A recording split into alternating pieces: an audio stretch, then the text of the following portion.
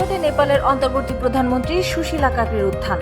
দৈনিক সংবাদ দিগন্ত পত্রিকার সাথে যুক্ত আছি আমি সাইমা ইসলাম। নেপালের ইতিহাসে প্রথম নারী প্রধান বিচারপতি সুশীলা কার্কি এখন দেশটির অন্তর্বর্তী সরকারের প্রধান। সামাজিক যোগাযোগ মাধ্যম নিষিদ্ধ ও দুর্নীতি বিরোধী বিক্ষোভে অন্তত 51 জন নিহত হওয়ার পর সৃষ্ট রাজনৈতিক অস্থিরতায় গত মঙ্গলবার পদত্যাগ করেন প্রধানমন্ত্রী কেপি শর্মা ওলি। এরপর শুক্রবার প্রেসিডেন্ট রামচন্দ্র পাউদেল তাকে অন্তর্বর্তী সরকারের নেতৃত্বে নিয়োগ দেন। বিচারপতি থাকাকালে দুর্নীতির বিরুদ্ধে তার কঠোর অবস্থান তাকে পরিচিতি এনে দেয়। অভিশংসনের প্রস্তাবের মুখেও তিনি নীতি থেকে সরেননি। আইনজীবীরা বলছেন, নেপালের বর্তমান সংকটে তিনি উপযুক্ত নেতৃত্ব।